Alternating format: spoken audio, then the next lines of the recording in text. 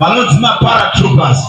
Ava vakadzidza kurwa hondo vari mudenga, vanogona kubhururuka nendege vari mudenga, vosiwa kubva kudenga voburuka namaparashutes, vanomhara pasi pasina anovaona.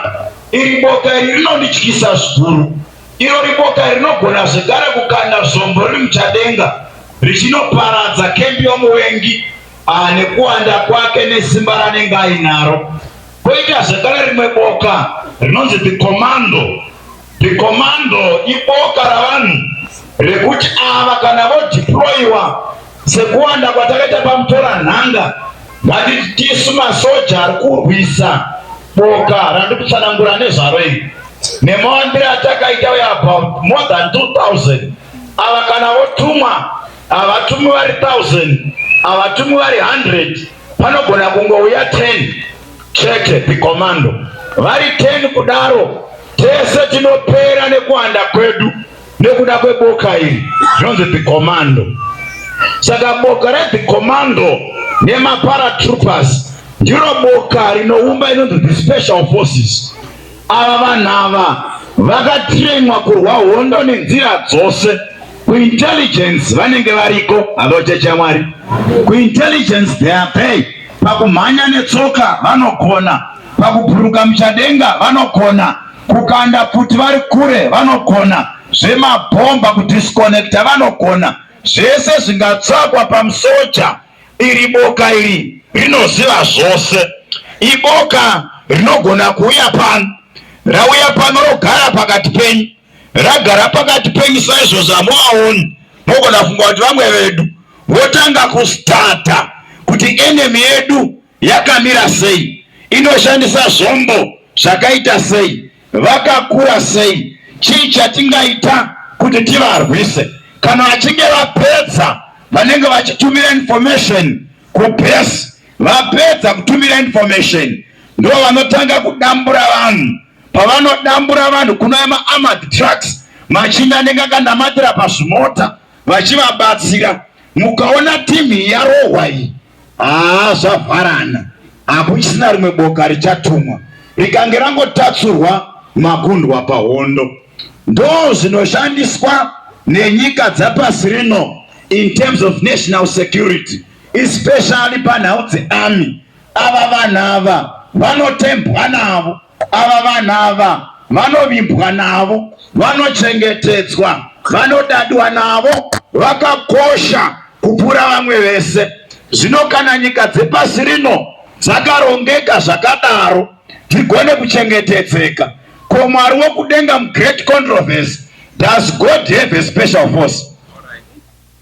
Kana nyika dzakarongeka zvakadai, ko Mwari ane boka iri rakatsanangurika ranovimba naro kuti nevava ticharova Satani kusvika hondo yapera?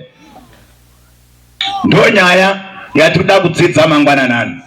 Zvino paverengwa bhaibheri zvanzi vana vaIsraeri vakaita zvakaipa pamberi paJehovha. Vaita zvakaipa pamberi paJehovha. Jehovha akavaisa maoko aMidhiani makore 9. Midhiani akavashungurudza nekuvatambudza, vakatiza kubva munharaunda munyika yavo vakandogara mumakomo, vakagara mumapako nemunhare dzakakwirira dzakasimba nokuda kwaMidhiani. Zvadaro zvanzi vaiti kana vorima, varima Midhiani aimirira kuti zvavarima ngazvibve. Panguva yekundokohwa aibva auya aina Amaleki nevana vekumabvazuva, vovatambudza nekuvashungurudza, voparadza zvose. Vaisavasira chinhu zvekudya kana mbongoro kana gwai kana momba, hakuna chaisara. Vaisiya nyika riri ground, vaisiya nyika yarenje. Vanhu vaMwari watizira kumakomo. Pfungwa ndinodzidza pamavhesi aya number 1, ndakada kunzwisa kuti Midhiani ndiani. Ndisati ndada kuziva Midhiani, ndakati Mwari nemhaka yeIsraeri, munhu wamakasanangura akava rudzi runokosha, mukamuita firstborn yenyu, makamubvisa munyika yeIjipita muuranda, mukaita minana yakaparidza ukuru hwenyu pasi rose, mukanomugadza munyika ine uchine mukaka. Nemhaka yei zvakadai zvaitika, Israeri payakanga ichifamba murenje vachienda kuKenani, vakaona mabasa makuru aMwari, vakatenda kuti Jehovha ndiMwari anofana kunamatwa. Vagara muhupfu muKenani, vakora, vane mafuta. Jeshua akakanganwa Mwari, akakanganwa kuti ndo chiedza chenyika, anofana kuparidza Mwari nekunaka kwake kumarudzi akamukomberedza. Saka akazvibatanidza namarudzi echihedheni, kwakusiya chinamato chaMwari, kwakunamata vamwari vasingazikani. Mwari akati hazvinetsi, Israeri ndokuda, pakukuda ndichakubvisa mucomfort zone, ndichakutumira Midhiani. Midhiani ndiani? Midhiani ndiye uya akaberekerwa Abrahama naKetura. Hamuri perechechi yaMwari?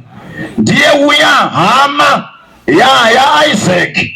Akanga hama ya Isaac, ari munin'ina wa Isaac, asi ari mwana wa baba vake namainini. Mushure mekunge Sara angafa, Midhiani akanga asiri munyowani panyadzi kunamata.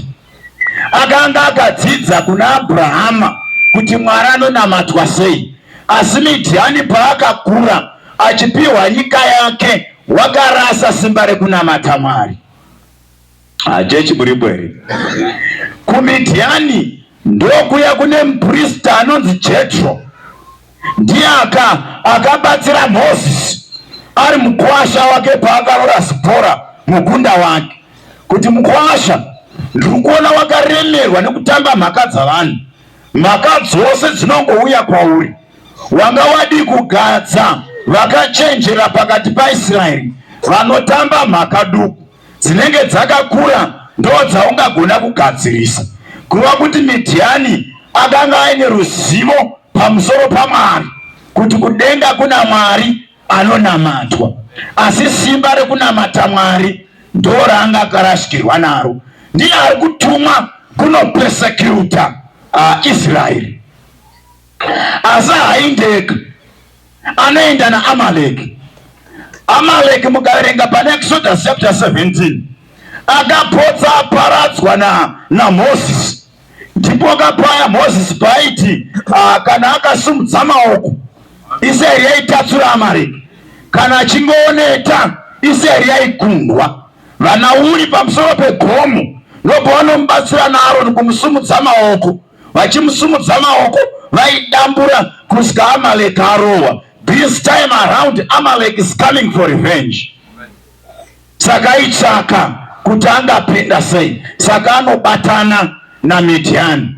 And then vanokumabvazuva ava vainzwisa karuro kehondo mudesert. Saka vakauya vari vatatu kuzorwisa Israeri. Pfungwa yandinodzidza apa ndeyekuti mhandu yaIsraeri iri muutatu. Halo chechi yaMwari. Midhiani ane chekuita nekunamata, asi akazvidhivhosa pana Mwari. Koita Amaleki, koita vanokumabvazuva, ava vanorwa hondo na havanye nechekuita nekunamata. Basa ravo vakakumbirwa, vanobvuma kwavakumbirwa kundobatsira kurwa, vozowana zvavanowana. So Israeri yekare ine mhandu ngani? Nhatu. Mazvibata here? Ya, imwe yacho inoita zvekunamata, asi hainamati nekureresa. Inobatsirwa nevenyika nevamwe vakangodaro-daro. Israeri yanhasi ine mhandu ngani? Nhatu. Kune chikara chiya machiziva kaicho, chakabva mugungwa pePapasi, chikaturike, chakamborwa nevakatangira kunamata panguva yeDark Ages, chikashungurudza nekushungurudza vatsvene kwemakore 1260. Asi hachairwa choga, pane chikara chakabva panyika machiziva kaicho. Chinomirirwa naAmerika yakasumuka ichiprotesta against Catholicism, kwakuzobatana maoko nechikaturike, vachirwa navatsvene wokumusoro. NaSatani mbune anenge aripo achipa masimba. Saka Israeri yanhasi yakamirira kuenda kudenga panouya Jesu ine mhandu nhatu kufanana nevekare. Saka muhondo iyi zvakaitika, ava vakasiya donzo remisheni. Mwari kwakuabvisa mucomfort zone, kwakubvisa zvakavakomberedza zvakaita kuti vafuratire Mwari, vakatiza kuenda kumakomo. Israeri yanhasi kana zvikanzi zvaitika, maguta amunovhaira nawo muchatiza, dzimba dzamunodada nadzo muchasiya, mota dzamunovhaira nadzo muchasiya, makambani amunovhaira nawo muchasiya, mari yamusingade kuti ishande pakemeeting muchasiya, momhanya kumakomo. Ndokunenge kune refuge yenyu. History will repeat itself. Iye zvino wakaipa zvigadzira kana anyatsosimba, nyaya tinotaura ine kukasika ichaitika. Saka Mwari vakaona kuti vanhu vaMwari vavarayirwa vanyanya kugarika muupfu, vakanganwa Jeshuruni ane mafuta akora amukobvu kwazvo, arasa chinamato, arasa rudo rwekutanga, arasa mission. Chii chinoitwa naMwari? Vanombotuma kapersecution, kambokupeputsa, kambokuchangamutsa, kambokuyeuchidza kwawakabva. Kana makurumidza kusvika muchiti zvatopera, Mwari anombotuma Midhiani zvishoma ambotirana vanhu. Zvichida vangaziva kuti Mwari ndiani uye nemhaka yei vachiri vapenyu, vamwe vakafa kare. So be very careful muri mari dzenyu. Hello church. Anda kuti mari yakaipa ngaikubatsire kunamata Mwari. Anda kuti mota yakaipa ngaishande mission. Mota dzenyu hadzishandi mubasa raMwari. Makadziwana sei? Vanhu vanonetseka kuti muparidzi angagara kumba kwani, munhu ane imba ine 7 rooms, hadi munhu waMwari kumba kwake.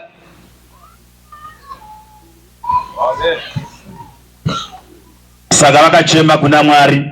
Mwari akavatumira muprofita, avatumira muprofita, akatanga kuvatsanangurira, Jehovha ndiye Mwari akakubvisai kuIjipita neruoko rune simba, akakugadzai munyika yakapikira vana Abhurahama nezvimwe zvakadaro.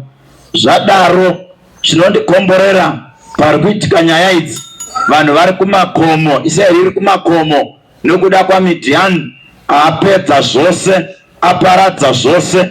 Pane nyaya inondivhundutsa pavhesi 11. Uyai munhu waMwari, vhesi 11. Fambai nenyaya. Vhesi 11. Vhesi 11.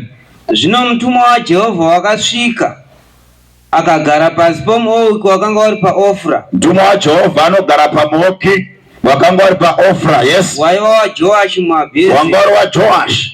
Gidheoni mwanakomana wake wakanga achipura zviyo pachisviniro chewaini. Yes. Kuti azvivanze nokuda kwavaMidhiani. Saka Israeri iri kumakomo nekumapako, muguta muna munhu vatiza Midhiani neAmaleki nevanokumabhazura. But zvanzi panapa nevhesi 11, pamuouki waJoashi pane murume anonzi Gidheoni. Hello church. Gidheoni haasi kumakomo kwatizira vamwe. Gidheoni ari muguta, ari pachisviniro chewaini, pawine press, ndo paari kupurira zviyo pasta. Pandaihwerengedza pfungwa iyi ndakati, ko Gidheoni anombopurira zviyo pawine press? Pawine press panosimwa mazambiringo, hapapurwi zviyo. Pathreshing floor ndo panopurwa zviyo. Saka nemhaka yemuchinda ari kupura wheat pawine press, zvikanzi chekutanga aida kuzvivanza kumaMidhianites. Inzwai sangano dzendera Mwari, ndine pfungwa yandoda kusirai. Number 1, Gidheoni haizi mbwende. Muripo here? Gidheoni haasi chini nai? Haasi mbwende. Number 2, Gidheoni is a thinking man. Harizi dutu ende. Anofunga mchindo uyu kuti Midhiani kana achipinda panyika chaari kuvinga iwiti. Saka ndikaenda pathreshing floor panopururwa witi ndichaonekwa. Kana ndaonekwa ndapinda patide. Asi ndikaenda pachisviniro chewaini ndopura witi haizi nguva yemazambiringo. Saka nemhaka iyi havagone kuva suspicious kuti ndinoitei. Number 3, kana Midhiani aitora zvese asingasiyi chekudya kana mbongoro kana gwai, ko Gideon wheat akaiwana kupi? Hamupo. Mavhesi ekutanga aiti Midhiani kana auya aiparadza chose, hakuna chaaisiya iguruva. Pane zvakarimwa aitora zvese. Ko Gideon wheat aiwanepi? Sei waita chivindi chekupura wheat anoidizvi, iye Midhiani achiparadza zvose? Dzokerai neni kumashure pamberi panguva yeDark Ages, pamawaudensis, chikaturike chakurumbira nekuparadza vakanga vachidhifenda kutenda kuri muna Jesu Kristu. Chakasvika panguva yekuti Bhaibheri harifaniri kutenderwa munhu kuti ave naro. Zvaitourayisa kuva neBhaibheri, zvaiurayisa kuverenga Bhaibheri. Asi ndinofara nemukadzi uya pasta akanga ari mugomo, nokuti by that time vanamati vaMwari mavaudensis vaigara mumakomo, vakawana zviposoni zvishoma pekurima vairimamo, vowana zvekudya. Muguta manga musingagariki, pamusika hapaiendeka. Vasiri mucomfort zone vakagona kuwana comfort kuna Mwari vari mumapako. Vaitei vanhavo? Zvinonzi vana baba waitirena vana kudzidza Bhaibheri voriisa musoro. Bhuku raMateu raizikanwa nemadvenchara nemusoro. Bhuku raDhanieri raizikanwa nemapathfinder nemusoro. Bhuku raMapisarema raiiswa musoro. Raiva basa ranamai nanababa kuisa shoko raMwari mupfungwa dzevana risingaiti zvekuverengwa. Saka vaiti kana votumwa kuenda pasi, wedha kuenda kunotengesa masendos agadzirwa naababa, vakasangana navanhu vasati vatengesa, vaimboti turu paBhaibheri riri musoro.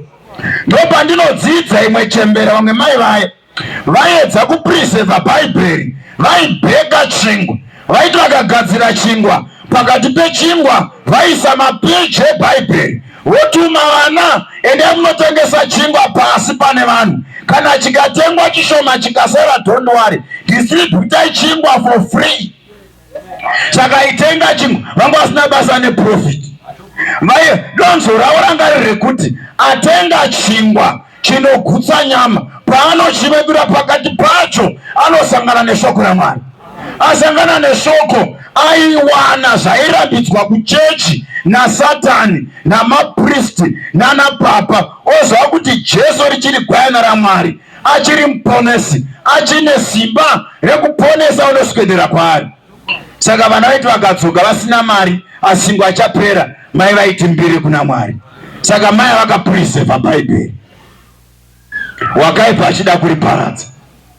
Saka Gideon pari kuparadzwa nyika naMidhiani naAmaleki, pari kuparadzwa witi nezvimwe zvese, ari kupreserva imwe witi. Nemhaka yei? Mumusoro make ari kuti Midhiani angaparadza nyika, angada kuparadza chinamato chekwaIsraeri, but Gideon ane sanctuary mumusoro.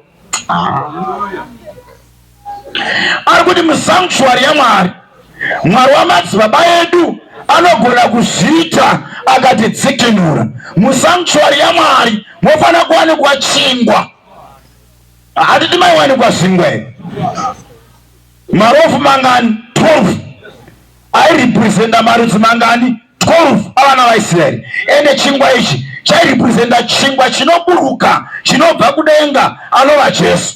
Ndiye aiparidzwaka nechingwa chemusanctuary, chaigadzirwa nei? Newiti. Saka Gideon anopreserva witi yekuti kusanctuary hakungashaye chingwa. Kunyange Midhiani akapenga, aiopreserve witi ichagadzira chingwa chinomirira Jesu. Zvakaoma kudaro. Varume vanenge ana Gideon vanotsvakwa naMwari. Verenga verse 12. Verenga verse 12. Verse 12. Yes. Ipapo mutumwa waJehovha akazviratidza kwaari, akati kwaari, Jehovha unewe iwe murume une simba noumhare. Zvikanzi mutumwa waJehovha akazvipangidza kwaari zvikanzi, Gideon, Jehovha anewe iwe murume woumhare. Kana kune vanhu vanotsvakwa naMwari varume veumhare. Mwari angotsvaka varume vamatrauzi, halochecha Mwari.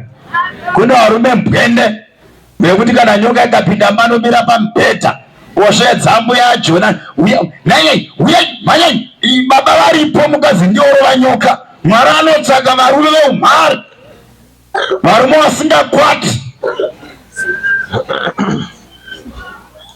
Saka Jehovha ndiMwari anoshanya kutange munguva dzehondo, ndiMwari anoshanya munguva dzepersecution, ndiMwari anoshanya zvinhu zvakanaka, zvinhu zvakaipa. Kushanya kwaMwari hakudziviswe nesituation. Muchichema, the Lord visits. Muri pamuchato, Mwari anoshanya. Muri pamaroro, Mwari anoshanya.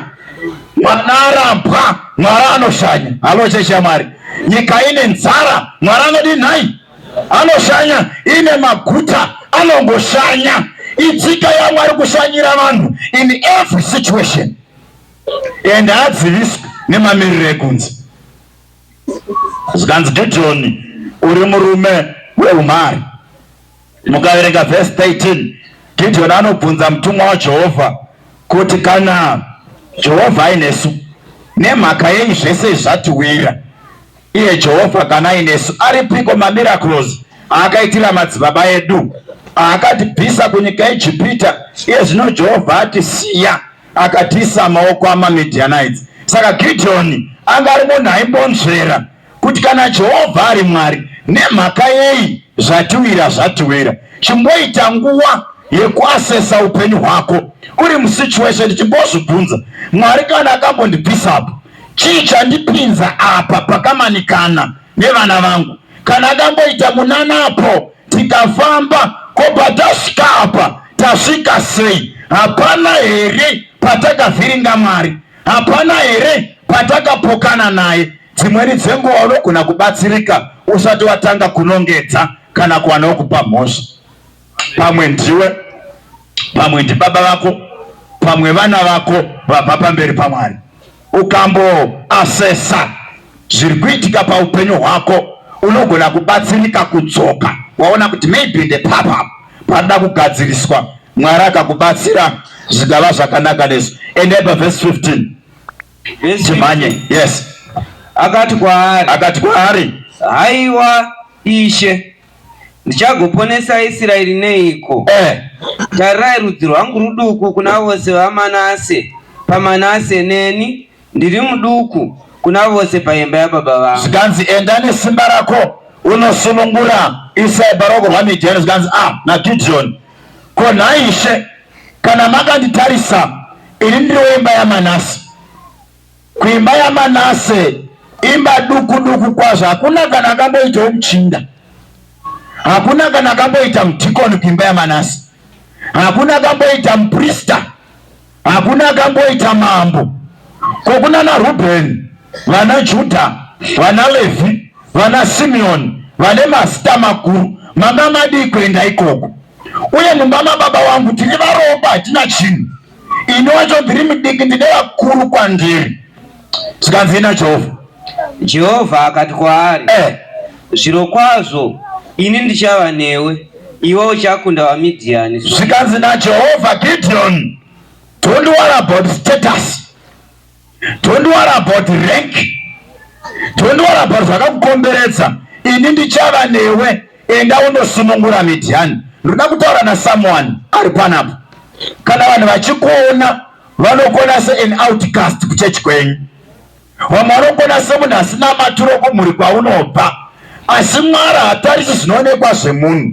Mwari hatarisi kuti wakadzidza here, une mota ngani, une mhasuru ngani, une dzimba ngani, une madhigiri mangani, uri elder, uri ani. Mwari anoshanda navanoda, vakazvininipisa, vanozvipira, vanozvisarenda kuna Mwari kunyange vasina chinhu.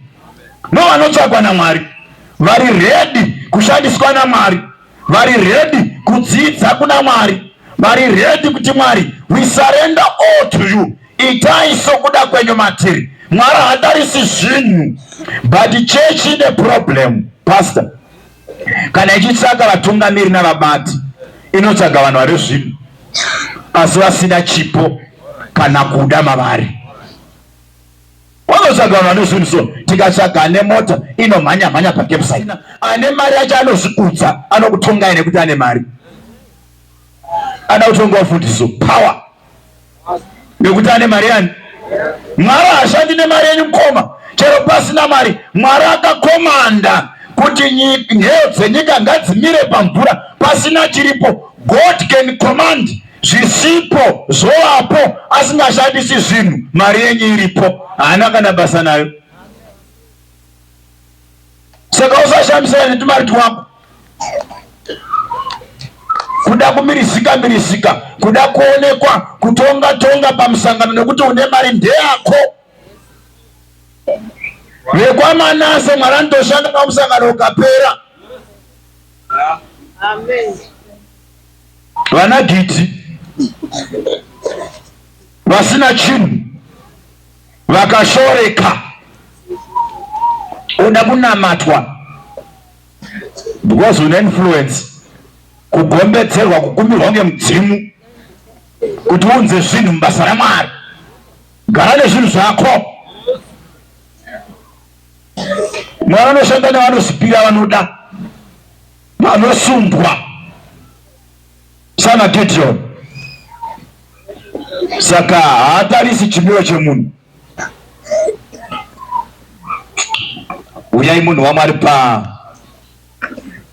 verse 25. Verse 25. Zvino nousiku ihwohwo Jehovha akati kwaari, yes, tora nzombe yababa vako, iya yechipiri namakore 9. alright, uputse atari yaBhaari yababa vako, yes, utemewo danda rokunamata naro riripo, yes. 26. Uvakire Jehovha Mwari wako atari pamusoro penhare iyi, yeah, nomutoo wakafanira. okay. Ugotora nzombe iyo yechipiri ubayire chipiriso chinopiswa nehuni dzedanda rokunamata naro raanofanira kutema. Alright.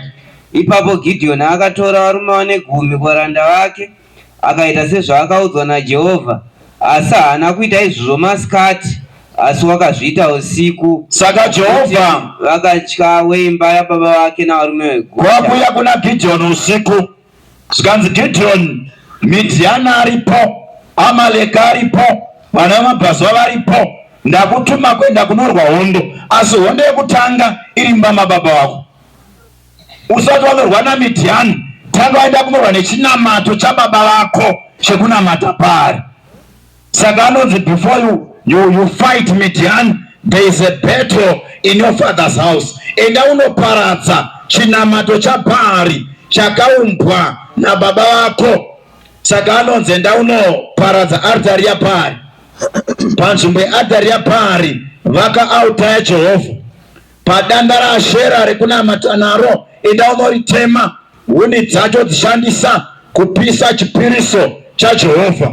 Wotora nzombe yababa vako ine makore 9, woiuraya chive chipiriso chezvivi, igoyananisira zvitema zvakaitwa naIsraeri kwemakore 9 vachitadzira Mwari.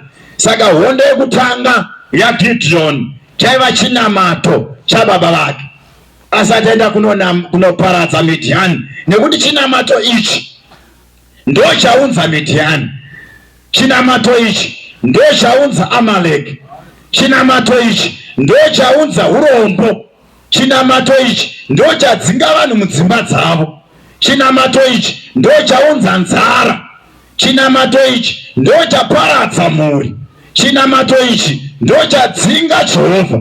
Saka Jehovha kuti adzoke, Bhaari ngatange aparadzwa. Saka yaisava nyaya yekutamba nayo kwenda kunoparadza Bhaari, nekuti Bhaari akaunzwa naJoashi ari mukuru kwazvo, ende vose vanga vari muumambo hwake vaitenda kuti Bhaari ndiye Mwari. Saka Gideoni taski yaakapiwa itaski yanga ine chekuita neupenyu hwake, asi haana kuda upenyu hwake kusvika parufu. Akanekuti Mwari ataura, I will go for Baal, I will destroy everything chine chekuita naBhaari. Kana Bhaari aparadzwa, I will restore the broken out of the Lord. Altari yaMwari yekunamatira yakanga yaputswa, yaBhaari ndo yakanga yamira. So Gideon ari kunzi naJehovha, restore the broken outer first. Watanga waparadza yaBhaari, dzosera chinamato chaJehovha panzvimbo.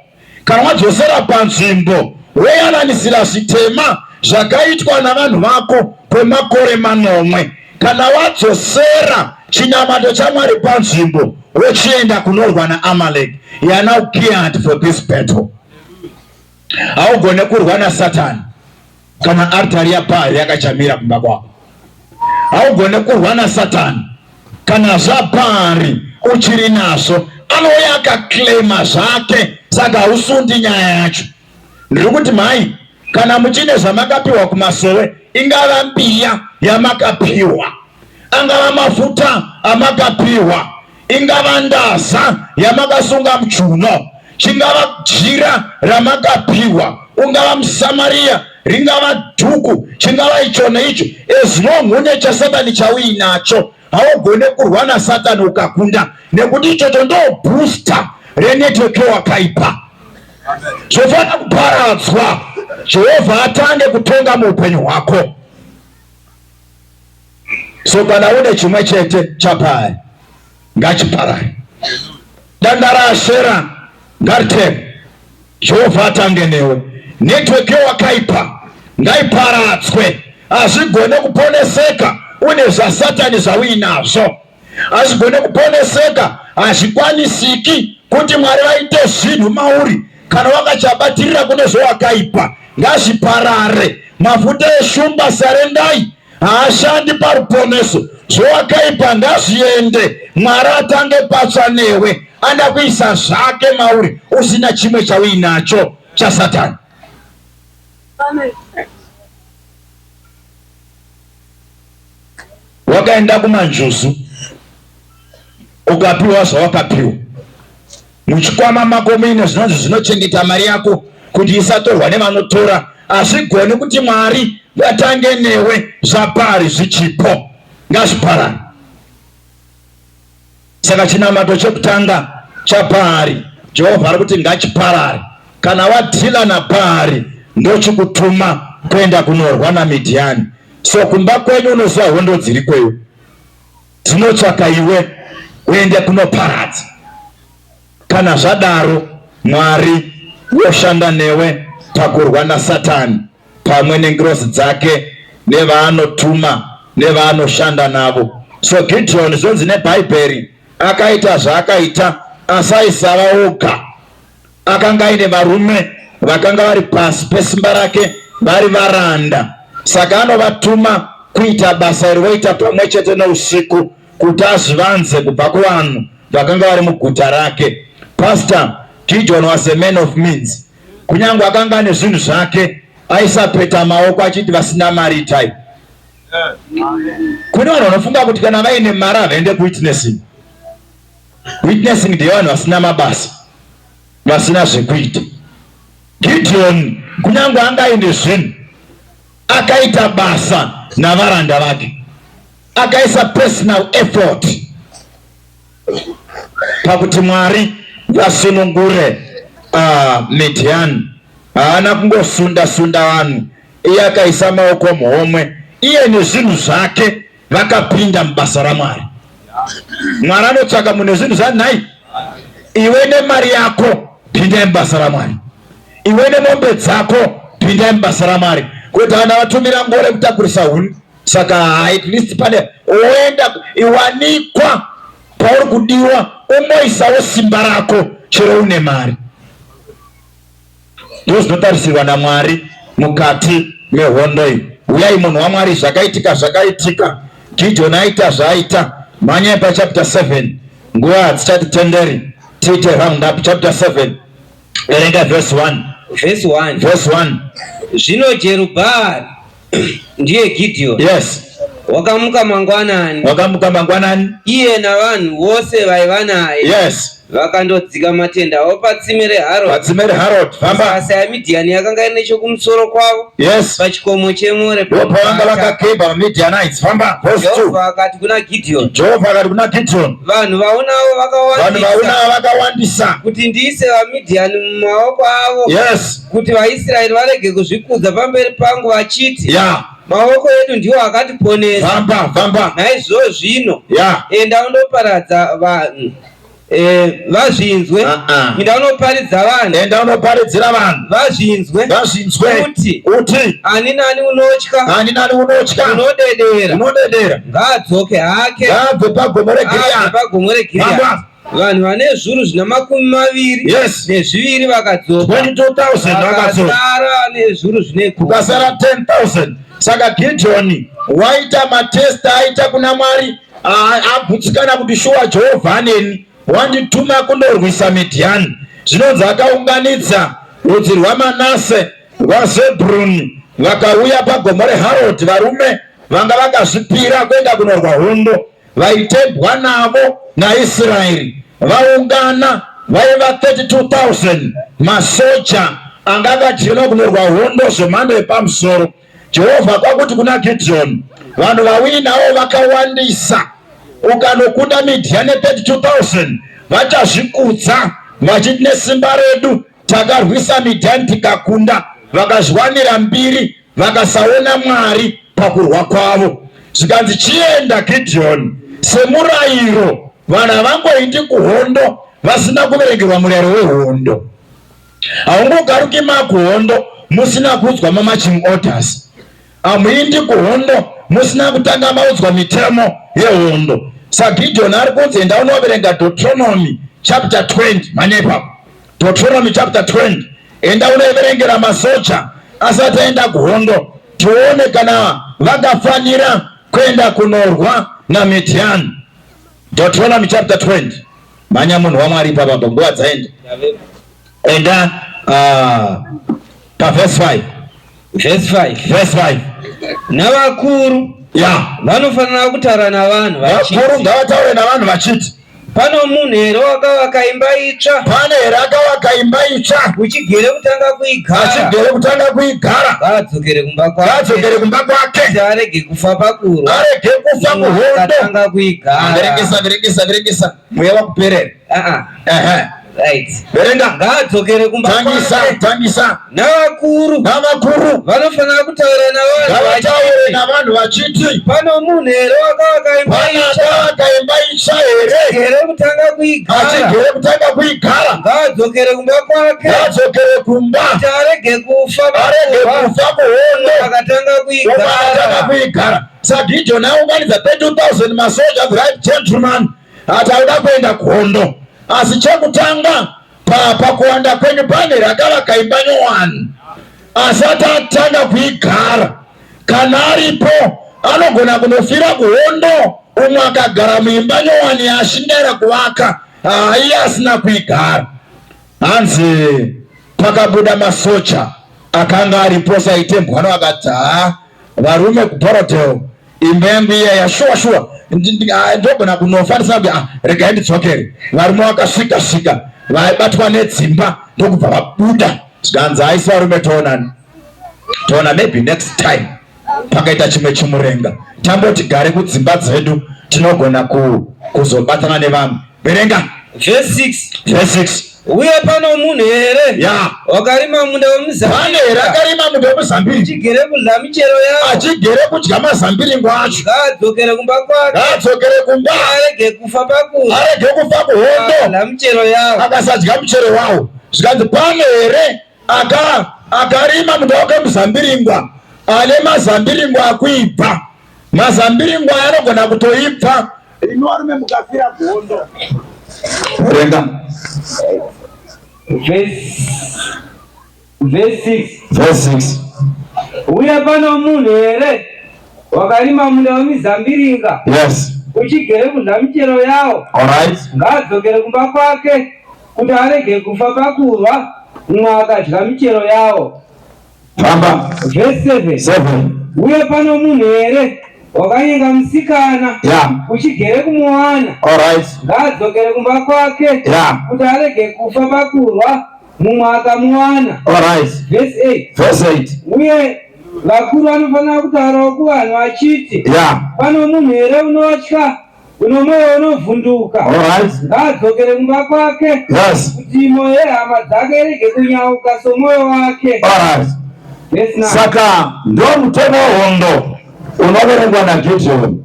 Vanobatikana nedzimba, they are not fit for this war. Vanobatikana nedzimba dzavo zvakanyanya zvakadaro, they are not fit to fight this battle mugreat controversy. HalotechaMwari. Vanobatikana nemende muzambiringo, vanobatikana namabasa avo kupfuura mission, vanobatikana nemari kupfuura basa raMwari, vanonyima mari dzavo dzifande basa raMwari, dzichengete varanda vaMwari. They are not fit for this mission. Vanobatikana nemhuri, vanobatikana navakadzi navana kupfuura mission, vanobatikana nekumba kupfuura mission. They are not fit for this battle. Nevanotya mbwende dzose, vanotya Satani, vanotya kuroyiwa, vanotya nzara, vanotya hondo, vanotya zvinetso zveupenyu huno. They are not fit for this mission. Havakwanise kumira mugreat controversy. Naivava vanonzi naMwari ava vakafanana naMidianites ngavadzokere. Vangaita sekunge vari pakati paIsraeri pakuonekwa kwavo nekuti vakabva kwaManase nekwaZebhuruni, asi pfungwa dzavo nemaitiro avo ndiMidhiani chairi. Saka vakasiya vari pakati peboka reAmi muna Midhiani ari pakati penyu, wamunofunga kuti ndewenyu, naivava ngavadzokere. Saka Bhaibheri rinoti vakadzokera 22,000 varume vakanga vakatebwa navo, vanaamai nanababa vasiri muAmi navana vari kumakomo, vari kuona 22,000 vari kudzoka vakaturika zvomo, hondo isati yarwiwa, vachidzokera kumhuri dzavo. Mhanya kuna Judges chapter 7.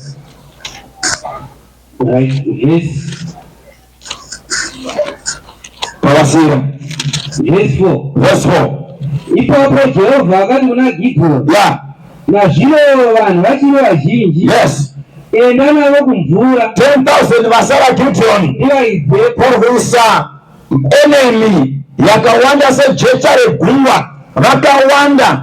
Enda navo kumvura. Ndivaidze famba. Zvino kana ndikati kwauri, uyu unofanira kuenda newe,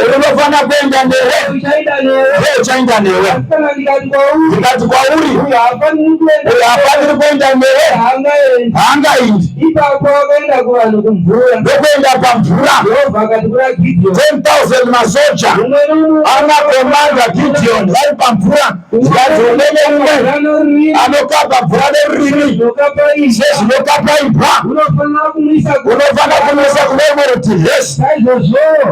Mumwe nomumwe unopfugama namabvi.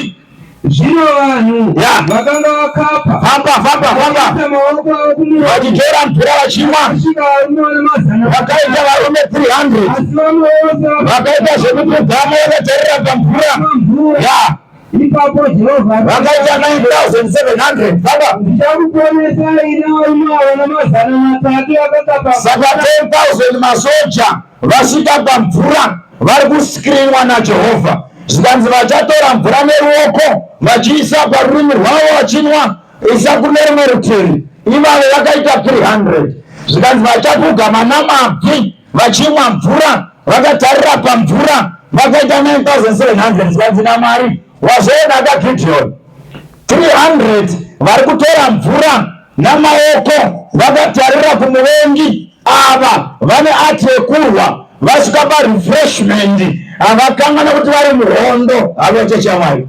Ava vakasvika paMwari vakatarisa Mwari, vachinhonga vakatarira Satani, vaine mari dzavo nemota dzavo vakatarira Satani. Havakangani hondo, kunyange vapa muchato vachitochata vachitokwedadadisa kwevadanaye vachichata havatarisi muchato vanotarira Satani vanoziva kuti uri muhondo nowakaipa. Halocheche Mwari, kunyange vakaita pawa havatariri pawa, vanotarira pana Jesu nemuvengi vaziva kuti vari muhondo.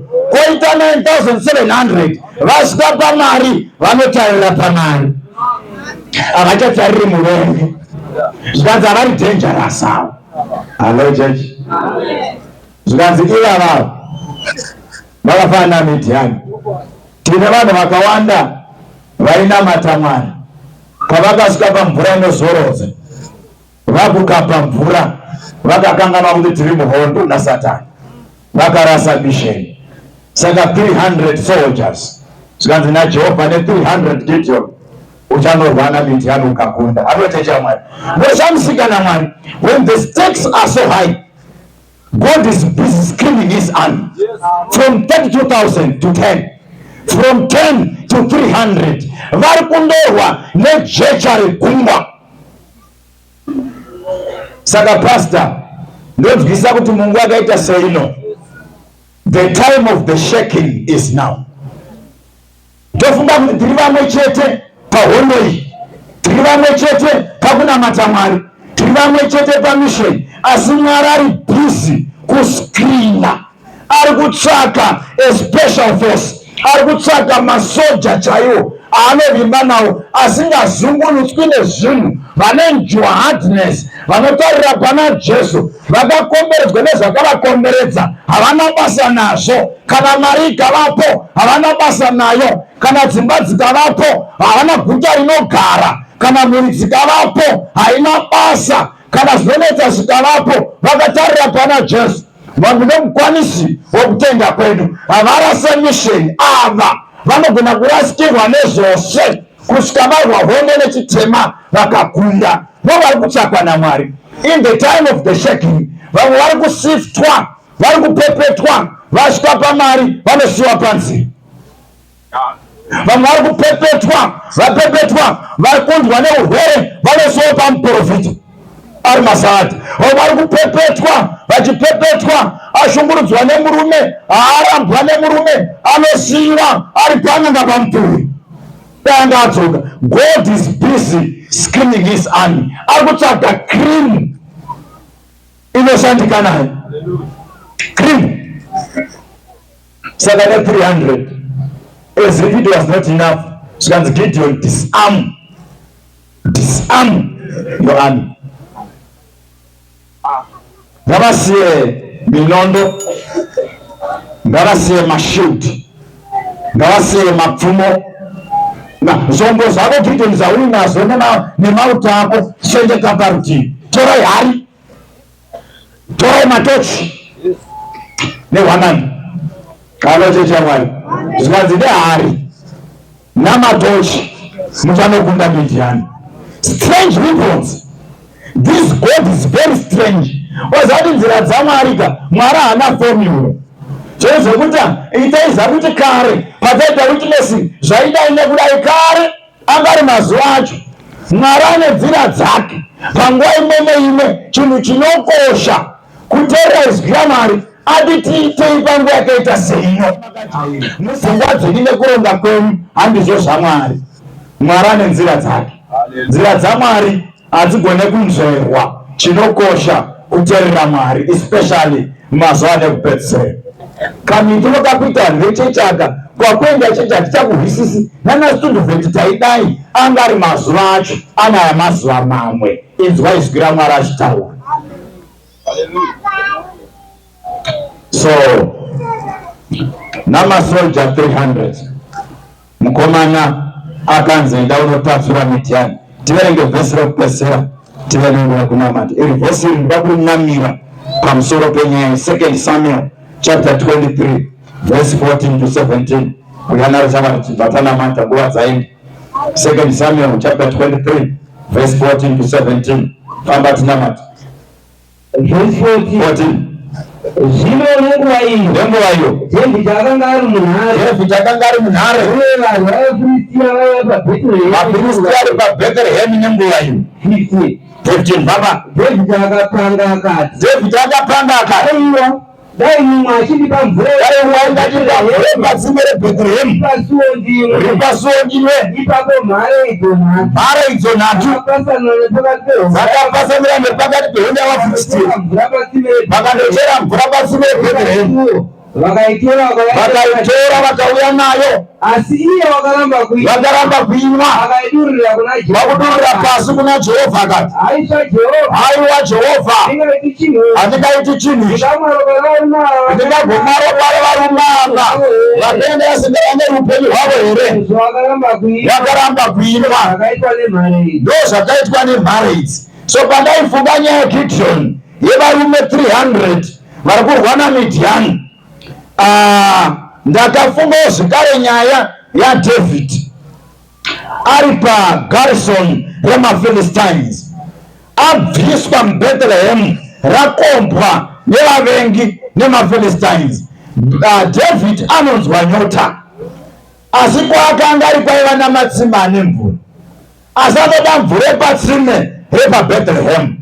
Saka anobvunza mauto ake, ndianiko pakati penyu angaenda kunondicherera mvura iri patsime repaBhethlehemu? Zvikanzi neBhaibheri pakabuda mhare nhatu, 3 brave soldiers vakabuda pakati pearmy yaDavid, ndokubva vapinda nepakati pehondo yemaPhilistines. Halo checha Mwari, vakabata zvombo zvekurwa nazvo. Masoja matatu vapinda pakati pehondo yemaPhilistines vakananga patsime paBhethlehemu. Bhethlehemu zoreva kuti imba yechingwa, the house of bread. Ndoparakanzi naDavid, ipapo ndopane mvura yandinoda, dzimweni dzenguva ingandipedza nyota yandinayo. Saka masoja anopinda napakati, anotsemura hondo yemaPhilistines ari matatu. One akabata chirongo nerumwe ruoko, rumwe rwakabata chombo chekurwa nacho. Vaviri vari kumusapota kumativi maviri, vanotsemura nepakati vakananga patsime. MaPhilistines anorwisa masoja ya matatu. I can imagine vachibayiwa neminondo, asi havaretrite, vanoramba vakananga patsime. Vasvika patsime ane chirongo, anochera mvura, maPhilistines achirwisa. Vaine mashields vakomanava, vachimbodzivisa miseve, imwe ichindobaya nepapa vachidzura. Ane chirongo ari pakati akachengetedzwa nekuti mambo ane nyota. Halo chechi, the king is thirsty. Ana mvura yepatsime yepaBhethlehemu. Vanodzokera nepakati pehondo yemaPhilistines, ropa richidzutuka. Ane chirongo harasi chirongo chine mvura, kunyange akanobayiwa kumusana anodzura, akabata chirongo akananga kuna mambo nepakati pemaPhilistines. Vanorohwa musana vanorohwa, anorohwa mutsafu dzinorohwa. Panoitika zvinoitika, vakomana havarasi mission, vanoti hazvina basa. At the command of the king we shall preserve the water. Amen. Saka vanoenda nechirongo, vonosvika kuna King David, ropa richidzutuka, mavanga manyora aripo, mhare nhatu, vanosvitsa mvura kuna mambo. Mambo tauya nemvura. David akati, Mwari, iyi mvura yandinwi. Varume ava vaenda neupenyu hwavo kwakuita chipiriso chinodururwa Jehovha. Anochecha Mwari. Zvikanzi naZvaka 12:11, vakakunda Satan and his confederates of evil. Hanzi ava vakamukunda neropa reGwayana, neshoko rekupupira kwavo. Havana kuda upenyu hwavo kusvika parufu. A special force. Vachakunda Satan, havagone kuda upenyu hwavo kusvika parufu. Vachamukunda neropa reGwayana neshoko rekupupira kwavo. Zvimwe zvose hazvigone kutora nzvimbo yemission paupenyu hwavo, nekuti Jesu akavafira. They are prepared to die for the mission. They are willing to spend and to be spent. Havana basa nezvimwe, nekuti mambo ane nyota. They will go at the command of the king. Jehovha vane nyota yemwe yakumutora nhanga. Mwari anotsvaga a special force. And vachakunda ne3 angels message. Muripo here. Sangamo raMwari remusarirwa richakunda Satani. nevanoshanda navo with the 3 angels message. So enemies rekutanga had 3 enemies. Gideon akashandisa 300 soldiers to fight Midian. And Israel yanhasi ine 3 enemies. And ichakunda mandudzi ne 3 angels message. Asi boka racho, the special force, ava vanoita kuda kwaMwari. Hakuna chingatora nzvimbo yaMwari paupenyu hwavo. Varipo here mangwana nani? Vari kuti Mwari toda kuva part the special forces. Zvingauya toda kuverengwa pakati peboka the special forces. Vachamira vachirwa nechitema, vachamira vachirwa naSatani at all costs. Vanozvipira kupedzwa kana iri mari ichipera mubasa raMwari, kana riri simba vachienda nesimba ravo, kana dziri dzimba dzichipera mubasa raMwari. Varipo here sei? Vari kuti Mwari munamata wangu toda kuverengwa pakati peboka iri. Mwari akomborerei akuitire zvakanaka. Simukai netsoka tione nguva yekunamata. Simukai netsoka tiremekedze sarutso yamaita. Asi mazviona here kuti Mwari haangoshandi nevese vese?